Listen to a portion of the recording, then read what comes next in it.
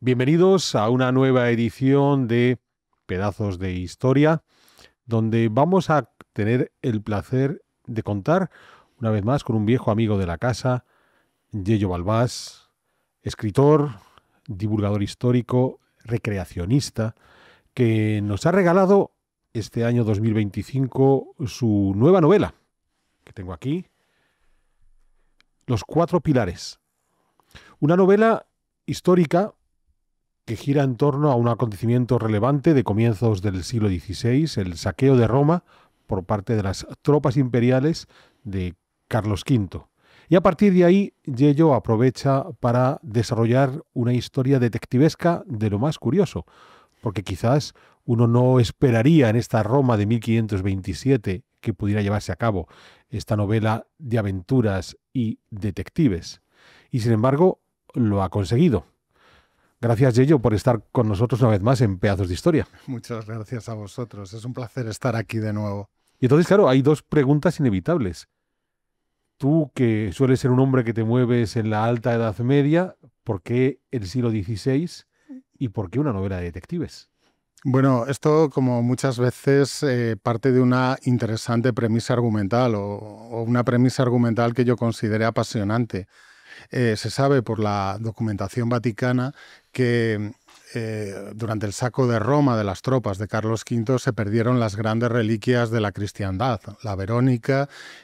un fragmento del Lignum Crucis, la lanza de Longinus, la calavera de San Andrés, y se sabe que probablemente se llegó a un acuerdo entre el Papa Clemente VII y Carlos V para encargar a un capitán español llamado Julio de Castillo recuperarlas. Entonces, a partir de esta premisa argumental, que se basa en un hecho real, documentado, he desarrollado un argumento ficticio que, no obstante, respeta el marco histórico general de esa Roma sometida a un brutal saqueo, pero bueno, un periodo que a mí me resulta especialmente interesante, a pesar de que en efecto no entra dentro de mi ámbito de especialización, que es el siglo de oro español y la Italia renacentista. Es curioso porque dices, no entra dentro de tu ámbito, pero leyendo el libro, yo me precio de ser un gran conocedor de ese siglo XVI, pero si algo me ha sorprendido es la riqueza de detalles en todos los terrenos. Y quiero explicarlo bien. No solamente es la explicación geográfica de Roma 1527, hasta qué punto eres capaz de aterrizar en esa Roma 1527, es cierto, hay mucha documentación, hay muchos grabados, pero has hecho un estudio realmente notable de esa topografía urbana. Pero es que cuando estás hablando, cuando empiezas a recrear, claro, eres un recreacionista histórico muy correcto, cuando empiezas a hablar de los lugares, de los ambientes espaciales, las vestiduras, el armamento que utilizan los diferentes ejércitos, y claro, hay una parte, digamos, más detectivesca, donde hablamos ya de venenos y cosas así, y todo es de un rigor absoluto. Sí, en ocasiones, esto lo he hablado con varios compañeros del género histórico, en ocasiones los autores neófitos se centran en documentar los grandes hechos históricos, los grandes acontecimientos políticos, probablemente porque hay mucha más documentación, hay más bibliografía. No obstante, son todos estos detalles lo que otorgan riqueza a la narración, la indumentaria, los lugares. Yo, en la medida de lo posible, siempre procuro visitar todos los lugares que recreo, y Roma, pues ya tengo dos novelas ambientadas en Roma, pero la Roma de época augustea. Aquí el desafío fue abordar la Roma renacentista, que también es una ciudad, un escenario apasionante, ¿no? Pero muy romántico, porque, como bien sabes, gran parte del espacio urbano comprendido por la muralla aureliana estaba deshabitado, cuajado de ruinas y demás. Entonces, he hecho un gran énfasis en el estudio de estos detalles, y además, bueno, he tenido la suerte de contar con amigos que me habéis ayudado para solventar dudas en cuestiones muy específicas, ¿no? Por ejemplo, David Nievas, que es el asesor histórico del pintor Augusto Ferrer Dalmau, pues me ha echado una mano también con todos estos detalles, digamos, de cultura material, indumentaria y demás. Bien, ¿por qué una novela de detectives? Es cierto que históricamente has dicho hay una situación que es la pérdida de una serie de reliquias notables, pero ¿por qué decidiste que la mejor forma de abordar la búsqueda de esas reliquias tenía que ser una novela de detectives? A mí lo que me fascina de la novela histórica es que no es un género per se, sino es un marco de ambientación que te permite explorar distintos paradigmas argumentales, distintos paradigmas de género. Un ejemplo muy conocido es El nombre de la rosa, que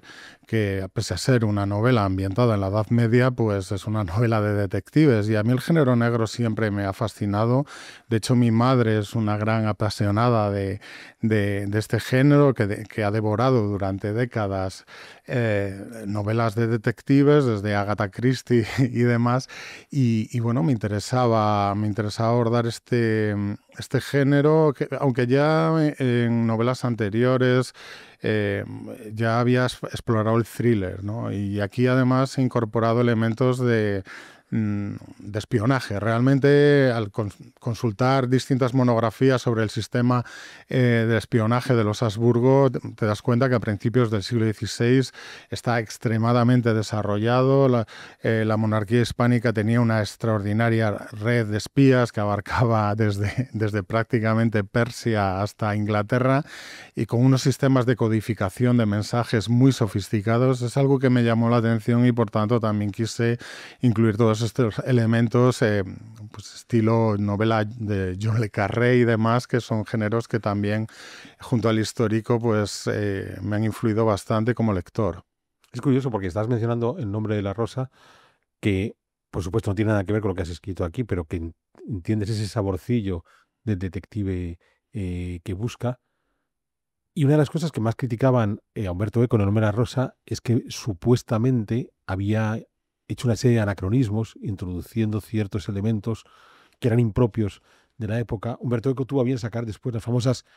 apostillas al nombre de la rosa, donde explicaba con humor que todo aquello que le habían criticado como anacronismo, considerando que estaba fuera de su tiempo, que había introducido modernidades en el siglo XIV que él trabajaba, eran cosas del siglo XIV, y que los auténticos anacronismos que le había introducido la gente no los había entendido, porque como parecían unas cosas viejunas, pues parecían propias del siglo XIV. Seguro que más de un lector le sorprenderá cuando va leyendo tu novela y eso que tú vas explicando, utilizas a tus personajes, sobre todo al personaje femenino, para hacer ver que no hay nada de lo que ella está haciendo que sea contradictorio con la época en la que vive. Exactamente. Existe la leyenda negra en torno a la Iglesia Católica de que proscribía la disección de cadáveres con fines científicos. No obstante, sabemos que en la Escuela Médica de Salerno se realizaban disecciones desde siglo antes. De hecho, en el siglo XV, 3 papas sufrieron, bueno, un proceso de autopsias, entre ellos Alejandro VI, que probablemente se sospechaba que había sido envenenado. Y en la Universidad de Bolonia se realizaban autopsias judiciales desde el año 1275. Y esto es algo que es poco conocido y me gustaría bueno, que la gente conociera, porque además, bueno, mi mujer es médico forense y me ha supuesto una enorme ayuda a este nivel, ¿no? O sea, cómo realizar las disecciones en la época, qué instrumental quirúrgico se empleaba, qué información se podía extraer de una autopsia en este momento, cuando todavía impera pues esa concepción preracionalista de las teorías de los 4 humores de Hipócrates y demás, pero imperaba un empirismo muy pragmático y ya en esta época se deducían bastantes cosas, ¿no? Entonces me pareció bastante interesante ahondar en este tipo de cuestiones sin caer, bueno, o rozando los anacronismos, porque al final el problema que tiene el género detectivo trasladado al pasado es que es fácil que estos paradigmas argumentales que se han fraguado en la novela de detectives ambientada en el siglo XX pues no encajen exactamente en otras épocas, ¿no? Pues hay novelas de detectives en el mundo romano, que a mí me gustan, pero claro, la figura del detective per se no existía, y hay cuestiones de este tipo, ¿no? Entonces, claro, allí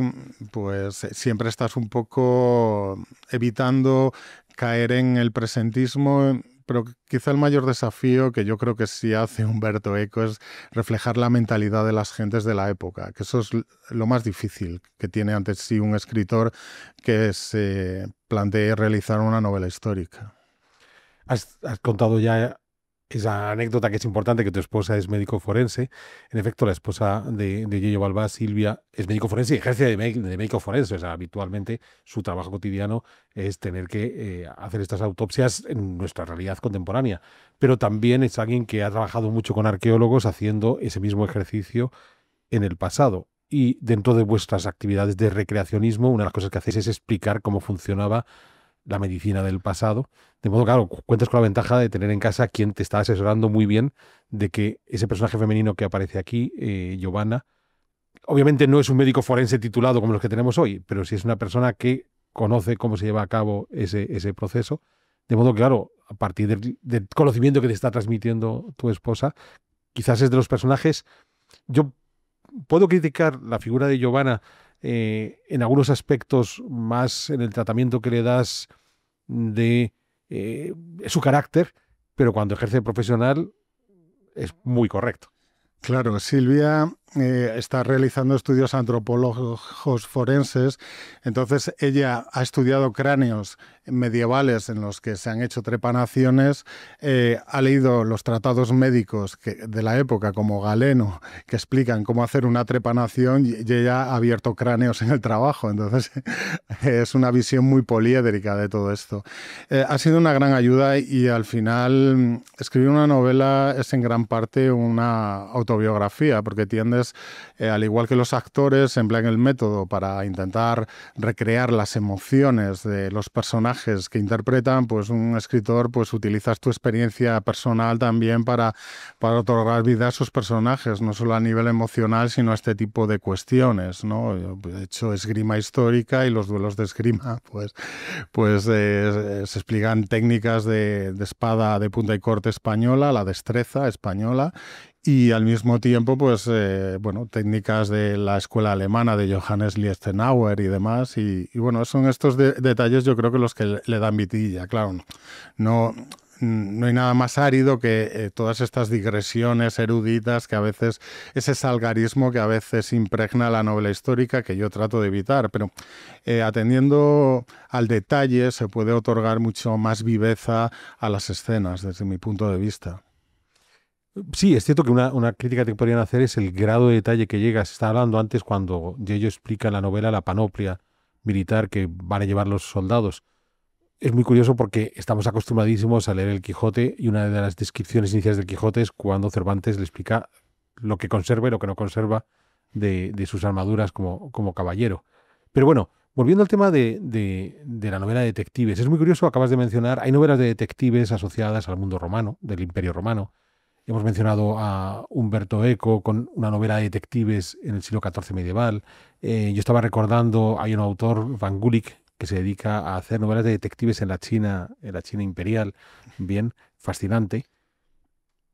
Y de repente, teniendo claro que no se puede mover con novelas de detectives en el Imperio Romano, en el mundo medieval, en la China imperial, puede chocar que la novela de detectives esté desarrollada por un soldado español, Jurio, apoyado por esta especialista en medicina, Giovanna, en un momento en el que la visión genérica que tenemos de ese mundo español en Italia después de saqueo de Roma es que es una banda de salvajes, iletrados y analfabetos. Y claro, no es que tú vengas a construir una leyenda rosa, te limitas a explicar en ese contexto histórico a partir de unos personajes, en el caso del militar español, a partir de un personaje real, cómo era en realidad. A ver, es un capitán y los capitanes de los ejércitos de la monarquía hispánica eran gente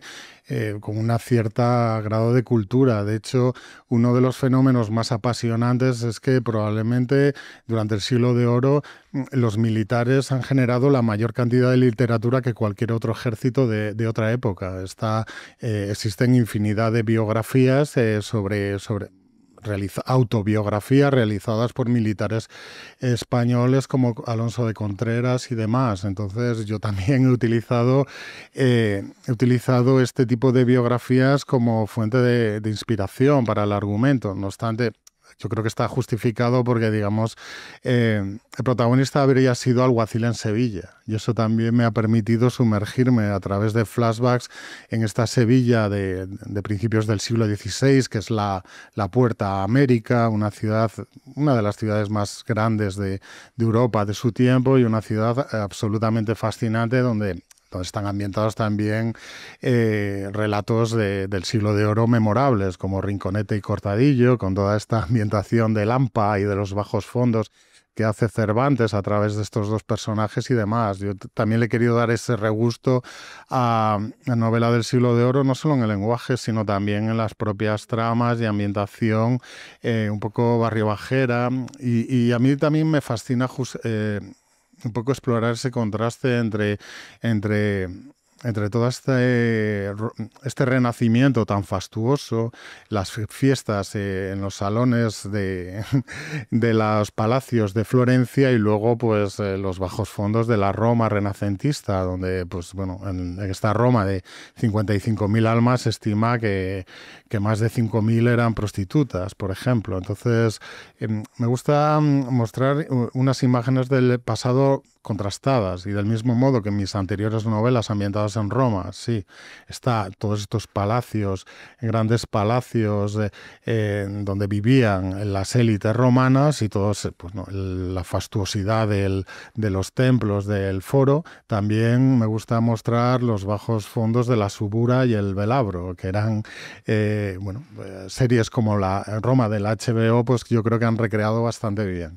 Entonces, bueno, yo creo que esa ingrediente de novela negra creo que es bastante inmersivo y creo que puede resultar lógico, o eso espero. Queremos seguir mejorando pedazos de historia en nuestro canal Big One Media y para eso necesitamos todo vuestro apoyo en nuestro club de socios, de modo que únete a nosotros y así estamos seguros de poder seguir ofreciéndote programas de calidad y además, en algunas de nuestras categorías de socios, nos puedes compartir tus inquietudes en historia y si somos capaces, trataremos de resolvértela. De modo que mira en la descripción de este programa y allí tendrás el link que te va a llevar a esa posibilidad de convertirte en uno de nuestros socios y con ello ayudarnos a seguir mejorando nuestros programas. Bueno, quizás, y te lo comenté después de leerme yo la novela, que intercambiamos algunos mensajes por WhatsApp, debo confesar aquí que Yello nos hace un retrato de esa Roma durante el saqueo y los años posteriores al saqueo de Roma descarnada, probablemente no muy alejada de cómo debió ser en ese momento tras el saqueo,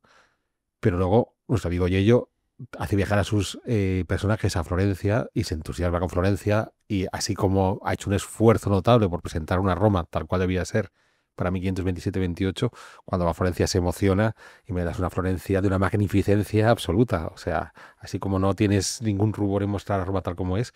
con Florencia te emocionas y vamos. Claro, es que las descripciones de los lugares muchas veces están condicionadas por el tono emocional que quieres transmitir al relato. Claro, si tú vas a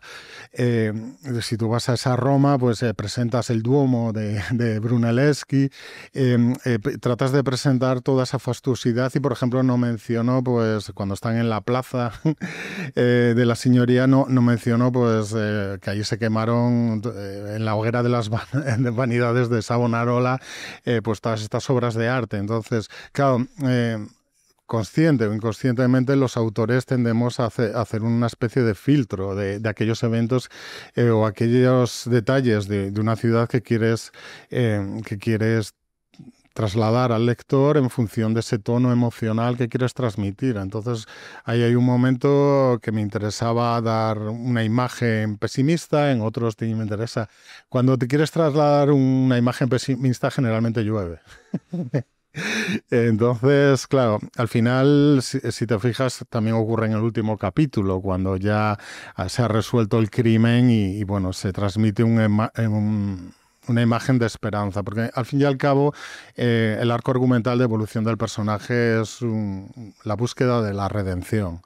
Y bueno, la verdad es que las descripciones a veces los escritores, los novelistas somos un poco manipuladores y siempre buscamos mostrar aquello que nos interesa en función de lo que queremos transmitir al lector. Sí, y no te niego que en ese ejercicio de manipulación yo antes hablaba de esta figura femenina, Giovanna, esta especialista en medicina italiana, porque, bueno, estamos en una novela, por tanto hay unos personajes, indudablemente frente al personaje masculino, Julio, no es impertinente la presencia de un personaje femenino, no tanto por balancear o porque tengamos que cumplir con una especie de cuota femenina, sino porque realmente ayuda. Lo que pasa es que es muy curioso porque, así como Julio es alguien a quien puedo entender desde el comienzo, eh, las diferentes facetas que va teniendo Giovanna me sorprenden, porque tengo un personaje que parece que he entendido al comienzo, ciertamente distante, después parece más cercano, después vuelve a ser distante, después vuelve a terminar alejándose. Entonces, lo comentaba hace un momento y te lo comenté a ti antes de esta entrevista, quizás es el personaje que me queda menos construido, que no lo has terminado de asentar. Claro, es que es lo que busco. Digamos, hay dos tipos de formas de enganchar con el lector. Por un lado está apelar a la curiosidad emocional, colocas a un personaje protagonista con el que el lector empatiza y le sometes a una serie de peligros y desafíos y el lector quiere seguir leyendo para saber qué le va a pasar. Eso se llama en técnica narrativa cliffhangers, porque es como ir subiendo por un acantilado. Y luego está a apelar a la intriga, a la curiosidad intelectual. Entonces, yo intento enganchar al lector con una doble intriga. Por un lado, quién es el asesino, dónde han ido a parar las reliquias, y por otro lado, exactamente qué esconde este personaje femenino, que además es espía, cuáles son sus auténticas intenciones y lealtades, y de tal manera que es como ir quitando capas a una cebolla. Y todavía no se han quitado todas las capas porque estoy escribiendo la continuación. Entonces, claro, evidentemente el personaje resulta intrigante porque está diseñado para serlo. Quizás eso es uno de los riesgos principales que tenemos cuando escribes este tipo de textos, que te enamoras tanto de tus personajes que a lo mejor un principio en tu mente iba a ser una sola novela, a lo mejor en tu mente ya tienes 2, 3, 4 novelas, y claro, eres un poco canalla con el pobre lector porque hay información que te reservas sabedor de que ya la compartirás, si es posible, en una segunda, tercera o cuarta novela. Sí, yo no obstante, intento que mis novelas sean de lectura independiente. Y de hecho, cuando me dieron el premio Novela Histórica Ciudad de Úbeda por Covadonnica, muy poca gente sabía que en realidad era la segunda parte de otra novela, incluso los miembros del jurado. Entonces, yo siempre intento que no sea necesario haber leído la novela anterior. No obstante, al final yo creo que todo este periodo de los inicios del reinado de Carlos V pues es un periodo histórico esencial para la historia española y tiene una serie de hitos bastante interesantes que me gustaría explorar a través de distintas narraciones, ¿no? La segunda novela está ambientada en la coronación de Carlos V en Bolonia, en 1530. Ya he hecho un avance, ¿no? Estoy destripando, pero bueno, tengo la novela bastante avanzada y me parece una época interesante. Sobre todo me gusta, como trasfondo histórico me apasionan las épocas de crisis y de cambios. Y aquí tenemos un momento en el que claro, a veces impera una visión un poco crepuscular del Imperio Español como un imperio sumido en una decadencia, pero realmente, claro, estamos en una época cuando este imperio se empieza a fraguar y al mismo tiempo yo creo que Carlos V, pues a pesar de que se le ha presentado como un fracaso en su aspiración a crear esa universitas cristiana, esa convertirse de algún modo en la cabeza de la cristiandad, pues estamos en un punto en el que realmente cualquier espectador externo que viera en la época pensaría que, por ejemplo, Europa caería inevitablemente bajo dominio otomano, porque, bueno, conquistan Constantinopla en 1453, pero ya en 1529 ya se plantan en Viena. Entonces, y por otro lado, estas guerras de Italia acabaron con un éxito incontestable de la monarquía hispánica, que después de 6 décadas de guerra, desde 1494 a 1559, pues se disputan lo que era el territorio más rico de Europa, aunque muy fragmentado políticamente, se lo disputan con Francia, y además que tenía ese capital simbólico como ser el núcleo del humanismo, del Renacimiento, y también albergar la sede de la cristiandad, ¿no? Entonces, bueno, realmente cuando se inició esta guerra con Francia, yo creo que pocos habrían apostado por España, porque Francia era el reino más poblado del occidente cristiano, la Europa cristiana, y bueno, tenía mucha más riqueza. Lo que pasa es que, bueno, sí, Carlos V también tenía la herencia de los Habsburgo en todos estos territorios borgoñones, su condición de emperador de Occidente y demás, pero yo creo que fue todo un logro, y luego que pudo cristalizar en Lepanto, que yo creo que es una batalla infravalorada, o que no se le otorga la dimensión que se merece. Bueno, sobre Lepanto podríamos hablar largo y tendido. Yo soy de los que infravaloran en cierta medida esa batalla, y es algo que Soto Chica me reprocha. Pero al hilo de lo que estás contando, creo que hay una parte interesante más allá del relato detectivesco, que indudablemente es la bandera de enganche, que es cómo has reconstruido el contexto histórico, incluso con algunas referencias muy llamativas. Claro, el libro comienza en el momento del saqueo de Roma.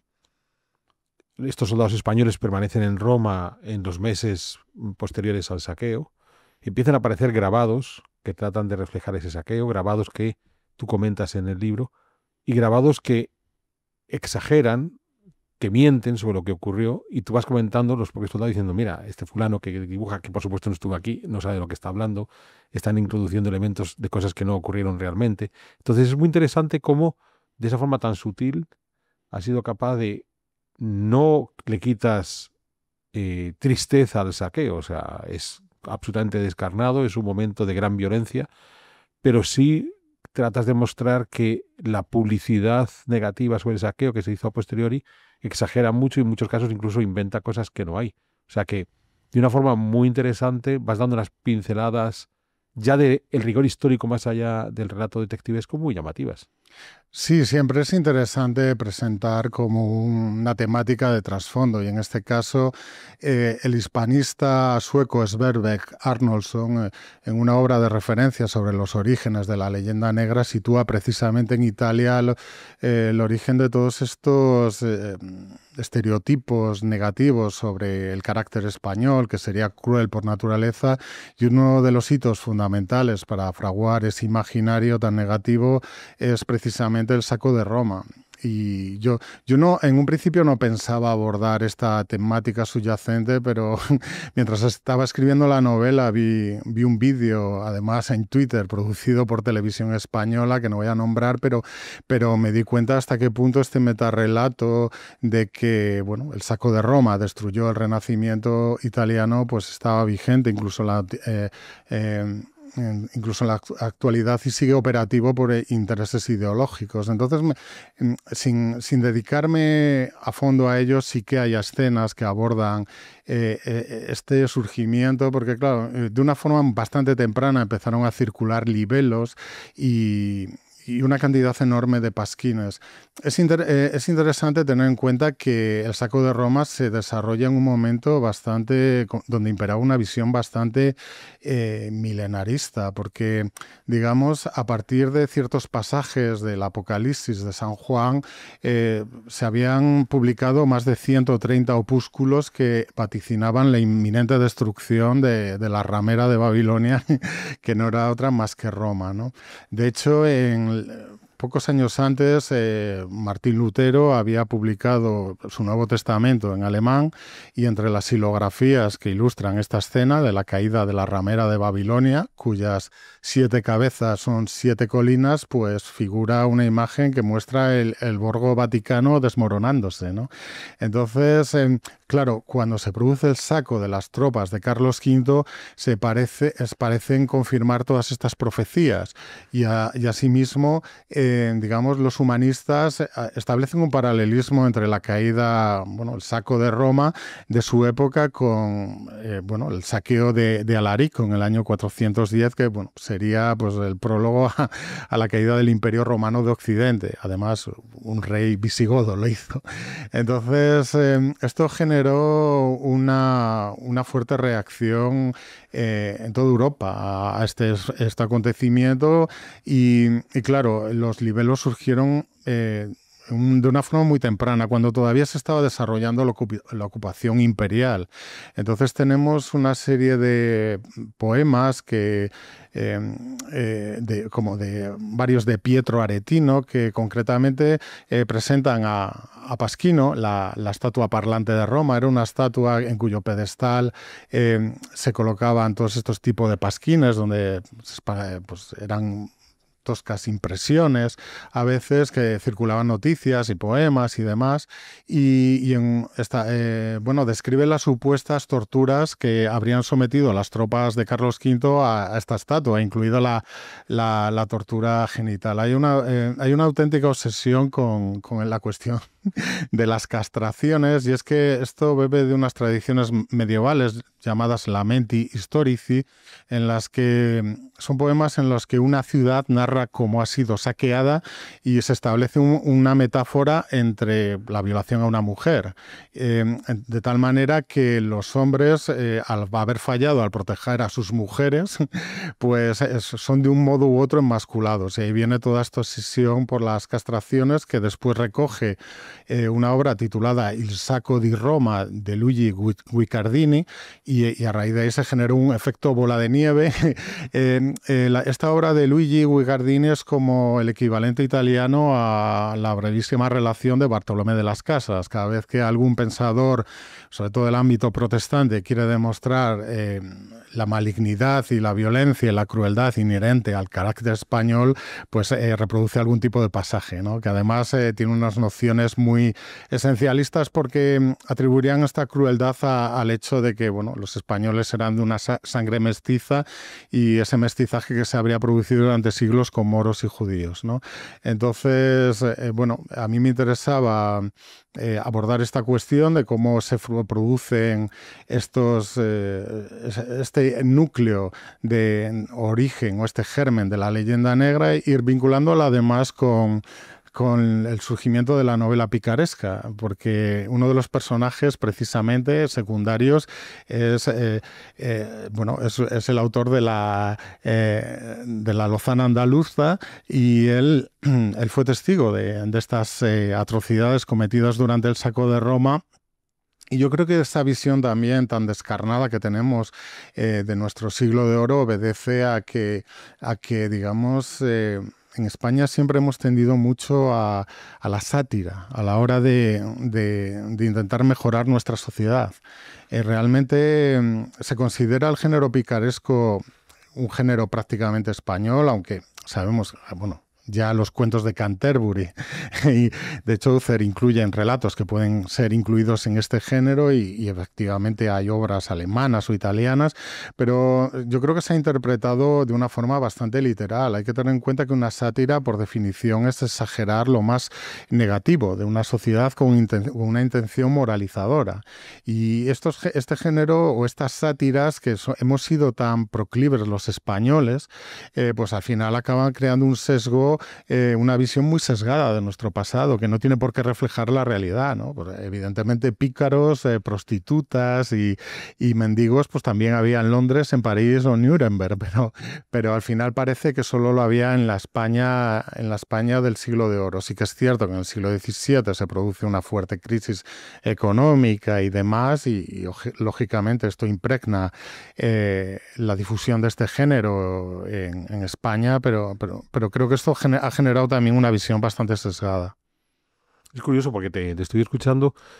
y creo que uno de los problemas que tenemos es que el sesgo ya inicial está en la selección de textos hacia los que miramos los siglos XVI o XVII. Es muy llamativo si pensamos en Don Quijote de la Mancha, cuando el cura y el barbero están expurgando la biblioteca de Alonso Quijano llena de libros de caballería. Esos eran los libros mayoritarios que los lectores españoles del siglo XVI conocían. O sea, Alonso Quijano lee los libros que los lectores que había en esa España del XVI podían leer. Pero lo curioso está en que prácticamente ninguno de esos libros de caballería, que en su momento fueron exitosísimos bestsellers del siglo XVI, han traspasado la frontera cronológica, de modo que cuando nos enfrentamos a ese siglo XVI, pues rápidamente estamos pensando en el Lazarillo o en la Celestina, que eran libros de esa época, pero que probablemente en esa época tenían menos tirón que los libros de caballería. Y puedo hacer un paralelismo con lo que nos ocurre hoy. Estamos siempre buscando ese libro representativo, no voy a decir de la élite cultural porque eso es una chorrada, ese libro representativo de lo que la gente lee en un momento dado, en un lugar determinado, y entonces nos obsesionamos por buscar al autor más extravagante de comienzos del siglo XXI, sin darnos cuenta que probablemente para las personas que hoy tienen 20, 30 años, su libro de cabecera ha sido Harry Potter. Y la influencia que Harry Potter y lo que Harry Potter implica ha marcado a nuestros jóvenes actuales es importantísimo. Y no sé si dentro de 200 años la gente mirará a los comienzos del siglo XXI entendiendo que el libro fundamental de comienzos del siglo XXI fue Harry Potter. Entonces buscaremos la Celestina o el Lazarillo de comienzos del siglo XXI que viene a marcar. Entonces creo que hay un problema, o sea, que el sesgo no está tanto en que sean unos libros que se han creado en la literatura española del XVI, que se han creado en la literatura española del XVI, como que les hemos dado un protagonismo en los siglos posteriores muy superior al que realmente tuvieron en ese siglo XVI. Sí, y que en general, a ver, hay diversas maneras con las que un autor trata de trasladar una lectura o una lección moral sobre los hechos, ¿no? Porque al final hay una dialéctica y de esos hechos ficticios y se puede extraer pues unas conclusiones. Muchas veces en la literatura anglosajona lo que se hace es recurrir al idealismo. Se presenta un protagonista que de algún modo encarna una serie de ideales y de alguna manera se presenta como un canon moral a seguir, o sea, como un referente moral.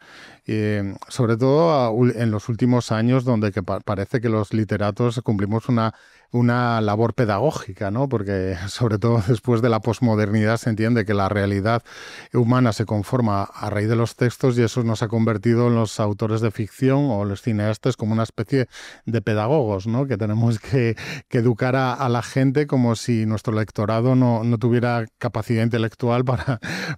y una serie de valores para poder juzgar moralmente lo que se les muestra en una narración. Y claro, en el otro lado está la sátira,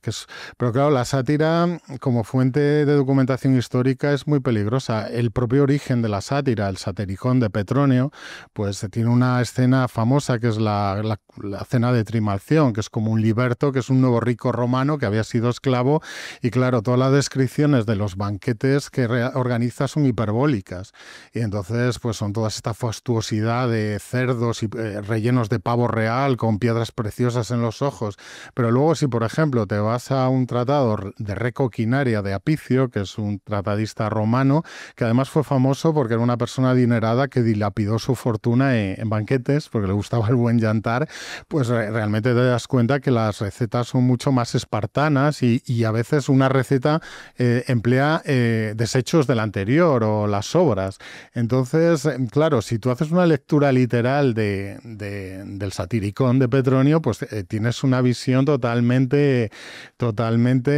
distorsionada o grotesca de lo que era realmente la sociedad romana. Y yo creo que con el paso del tiempo la historiografía, los investigadores a lo largo del siglo XX han dejado de lado todos estos chascarrillos que yo que sé, a Robert Graves, a los literatos como Alejandro Dumas, pues le dieron tanto juego, ¿no? Sobre todo pues todas estas intrigas de las familias Julio-Claudia, todas las mujeres unas arpías envenenadoras y unas promiscuas y todos los hombres pues, unos bobos o unos sádicos y demás, pero claro, y también impera esta pequeña leyenda negra sobre el Renacimiento italiano, con los Borgia, y que muchas veces cuando te vas a las fuentes primarias se están basando en auténticos libelos de la época. O rumores que no tienen ningún fundamento, ¿no? El banquete de las castañas que habría organizado César Borgia en el Palacio Apostólico, donde había 50 rameras desnudas gateando y recogiendo frutos con la boca, pues eso es pues un libelo, una invención, ¿no? Porque ¿qué ocurre? Pues que Alejandro VI era un papa español, y eso a los grandes linajes italianos que veían pues el pontificado como una especie de cosa nostra, pues no le gustaba nada que llegara un extranjero a ocuparlo, ¿no? Y se escribieron auténticos libelos, y claro, eso a autores, literatos del siglo XIX les dio un juego enorme. Y yo creo que también desde el ámbito noreuropeo y anglosajón, pues tienden a confirmar una serie de estereotipos sobre el carácter pasional, cruel o sanguíneo de los europeos del sur, de las gentes mediterráneas, que siempre estaríamos arrastrados por la pasión, como si los vikingos hubieran sido una gente de lo más estoico y mesurado posible, ¿no? Entonces, hay un sesgo de confirmación ahí también, yo creo, pero en general, claro, cuando se emplea la literatura como fuente de conocimiento histórico, hay que ser extremadamente cautelosos, y hay que tener en cuenta que al final eso es la visión personal que quiere otorgar un literato. Es curioso porque estaba pensando, ahora que hablabas de Alejandro VI, el problema de Alejandro VI no es solo que sea un papa de origen español, porque en realidad Alejandro VI llevaba en la corte vaticana desde hacía 4 décadas, y su tío ya había sido papa, Calixto III, o sea, ya había un Borgia previo. El principal problema de Alejandro VI es que, siendo español, quiso ser el rey de Italia. O sea, Calixto III quería ser el papa de Roma, pero su sobrino Alejandro se le fue la mano, y además quería ser el señor que dominara la península italiana, o persona interpuesta a través de su hijo César. Creo que el principal pecado de Alejandro es que ser español como papa era un inconveniente, pero si además quería ser el dueño de Italia, ahí ya se le había ido la mano. Claro, ahí lo que ocurre en la política italiana del periodo, y eso explica bastante los hechos relacionados con el saco, es que... Lo explicas muy bien, todos esos tejemanejes de la política italiana aparecen aquí en esta novela, o sea, nunca sabes de qué lado se decantan los personajes por los enredos de esa política italiana. Que es apasionante, es un auténtico juego de tronos, porque hay infinidad de facciones, y cuando un actor político adquiere un poder que se juzga excesivo, todos se alían contra él. Primero se crea la Liga Santa contra Francia, pero luego, después del éxito incontestable de la infantería española en Pavía, o una victoria más bien imperial, pero bueno, de Carlos V, pues se crea la Liga de Cognac, en las que todos se alían contra Carlos V, y por eso no pudo obtener unos réditos inmediatos a esa victoria, ¿no? Claro, en cuanto alguien destaca demasiado, pues todos van por él. Es la moraleja. Por cierto, que a la batalla de Pavía también le dedica un breve capítulo Yello en su novela, de modo que, como ven, es capaz, a través de esta historia en principio detectivesca, de ir dando pinceladas de los grandes eventos históricos del momento. Entonces, hay una continuación. Ya nos estás adelantando tu nueva novela en torno a esa coronación del emperador en 1530. Exactamente. Es un momento que es también fascinante. Bolonia, además, es una ciudad que, bueno, la universidad más antigua de Europa, una ciudad fascinante, y bueno, en torno a todos estos fastos que se organizaron. Y también se realizaron allí una serie de negociaciones diplomáticas que fueron esenciales para definir el status quo de Italia, bueno, que fueron la fructificación del Tratado de Barcelona y de la paz de las damas de Cambrai. Entonces, bueno, voy a aprovechar todo esto para crear otra nueva trama de intriga detectivesca, de espías y demás. No voy a hacer más spoiler, porque además todavía no tengo muy claro el argumento, porque lo tengo por la mitad. Muy bien. Por cierto, que habéis visto como Yello en esta entrevista ha sido muy correcto de decir. Sí me pareció importante empezar a desmontar los nivelos en torno al saqueo de Roma y la interpretación de que quizás ese gran renacimiento, ese movimiento cultural y artístico, cultural en el humanismo, un humanismo que volvía al mundo clásico, un humanismo que rechazaba ese teocentrismo que había dominado el mundo medieval, con los hombres sometidos a la voluntad de Dios, y a su vez su reflejo artístico, que es el Renacimiento, en el que de nuevo se mira hacia el mundo clásico, pues toda esa especie de movimiento progresista que se había ido cuajando durante el siglo XV y que llegaba a su esplendor a finales del XV y principios del XVI, se venía abajo por ese saqueo de Roma. Entonces los salvajes españoles y alemanes habían puesto fin a un movimiento que estaba alumbrando las mentes de los bien pensantes italianos, pues ha evitado entrar en polémica, pues que sepáis que en el libro está. ¿De acuerdo? Entonces en el libro da todos los nombres y detalles de dónde, en torno a quién está defendiendo ese tipo de teorías. Así que no, aquí ha sido discreto, pero en el libro no es nada discreto, así que incluso cuando uno ya termina la novela, cuando uno ya ha desenrollado toda la madeja compleja que va construyendo Yello a través de estos dos singulares detectives, Julio y Giovanna, pues cuando parece que ha terminado todo, todavía una parte de chisme realmente interesante. Claro, aquí yo voy a aprovechar para llevar el agua a mi molino, porque